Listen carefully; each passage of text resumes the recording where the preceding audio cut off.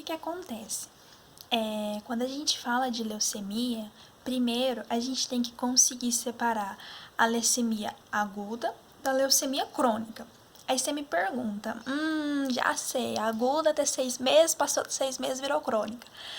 Não vai errar isso, pelo amor de Deus. Não é questão de tempo. A leucemia aguda para crônica, repete comigo, não é questão de tempo. Como é que funciona então? Quando a gente fala da leucemia aguda, a gente está falando de uma leucemia que tem presença de blasto. Aí entra a nossa subdivisão. A gente fala de uma leucemia aguda. Beleza, entendi que na aguda tem blasto, na crônica não vai ter. Que mais? A aguda, a gente tem a mielocítica aguda e a gente tem a linfocítica aguda também. Nas duas vai ter blasto? Sim. Falou em aguda, pensa em blasto. Só que a diferença vai ser que a mielocítica vai ser na linhagem dos mielócitos e a linfocítica na linhagem dos linfócitos, né? Então, em uma característica geral, o que a gente vai ter?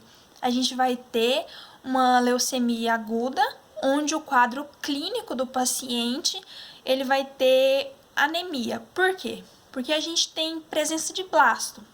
O blasto nada mais é que uma célula bosta, uma célula bizarra, que não era para estar lá e vai estar lá. E ele começa, a nossa médula começa a produzir esses blastos e começa a fuder com as células que você tem, né? Era para você ter uma quantidade X daquela célula, essa célula vai diminuir a quantidade para estar dando espaço para o blasto. Então, você tem todas as células do seu sangue, né? Vamos colocar os eritrócitos. Você vai ter uma diminuição dos eritrócitos por conta que o blasto vai ocupar o lugar do eritrócito. O que acontece quando você diminui os eritrócitos, glóbulos vermelhos? Anemia, né?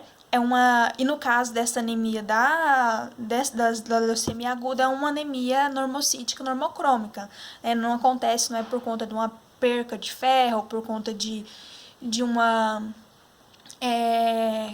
falta de absorção de B12, não é esta questão. A questão que a gente está tendo é a diminuição mesmo dos glóbulos roxos por conta dos blastos que estão ocupando esse local, né? Então, a gente vai ter as características que a gente tem num paciente anêmico, né? Ele vai ter fadiga, ele vai ter palidez nas mucosas.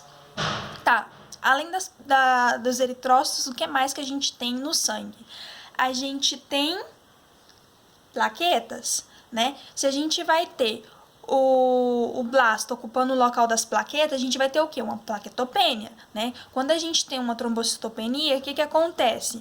A gente vai ter problemas na nossa coagulação, né? Se aconteceu qualquer lesãozinha que tem no meu vasinho, que a todo momento tá lá meu sangue passando, e acontece uma lesãozinha e eu diminuo essa quantidade de plaqueta, opa, posso ter o quê? Sangramentos. Isso é bem característico, né? Além disso, a gente pode ter também a ocupação dos locais dos meus glóbulos brancos. Tá, mas e aí? Eu vou ter uma leucocitose ou eu vou ter uma leucopenia? Você pode ter os dois. Por quê? Porque se você tem uma leucocitose, é porque você está contando esses blastos, né? Você sim vai ter uma diminuição dos leucócitos, sim, mas para os blastos. Então, se conta os blastos, você tem uma leucocitose.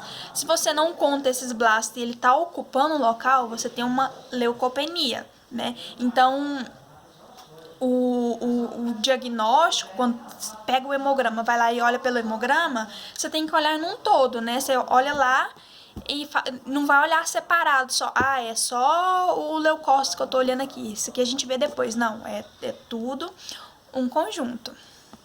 Acabou.